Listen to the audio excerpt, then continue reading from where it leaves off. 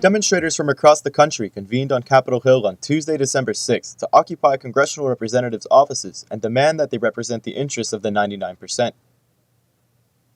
Among their demands were calls for jobs programs, higher tax rates for corporations and the wealthy, an end to foreclosures, and for representatives to be held more accountable to their constituents and less controlled by powerful interests on Wall Street.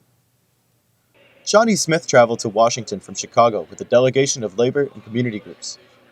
She says herself and other protesters came to the Capitol building to advocate on behalf of their communities and confront a growing set of economic pressures and perceived lack of political influence. It's important that we tax the 1%. We bring gainful employment, living wages, jobs to the 99%, as well as house the 99%.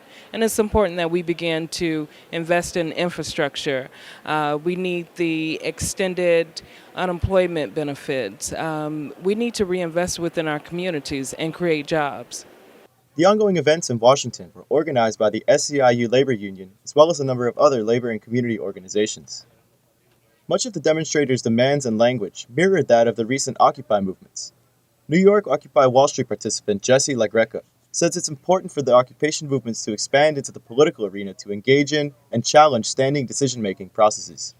To me, I see this as phase two of Occupy Wall Street. I really feel that we're trying to change the country. We're trying to do the right thing for everybody, not just the wealthiest people in the room. So we need to be able to exercise our political power. And I see that the point is not to sleep in tents. Although it's important to occupy public and private areas, we need to challenge political power and to challenge the power of vast economic resources. So to me, I think we need to articulate our ideas into the laws that we want to change and the change that we want to see. And I think that everybody should be a voter. I think everybody should be using the little political power we have to affect real changes. For many of those present, unemployment and home foreclosures were among the most pressing issues affecting their communities.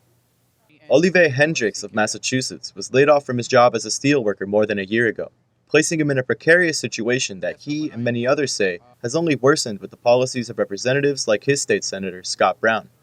As an unemployed worker right now, I have had my house foreclosed on illegally by the banks. So I'm fighting to keep my house. Right now, my unemployment has ran out. What does Scott Brown do? He votes against the extension of unemployment.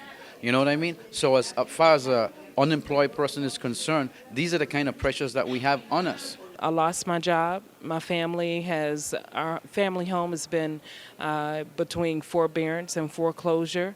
Since I lost my job, I've been in between underemployed and unemployed. These are things that, particularly within minority communities, hit the hardest. Underserved communities, we are hit the hardest. National unemployment rate is at 8.6% as reported, but in my community, it's almost 20%. When you talk about foreclosures, I live in Calumet Heights in Chicago. There are up to 10 foreclosed homes on one block. This is unacceptable. Few representatives chose to engage with the protesters or respond to their demands. The Take Back the Capitol movement has planned several more actions for the rest of the week, including a march on K Street targeting powerful lobbying firms. This is David Doherty with the Real News Network.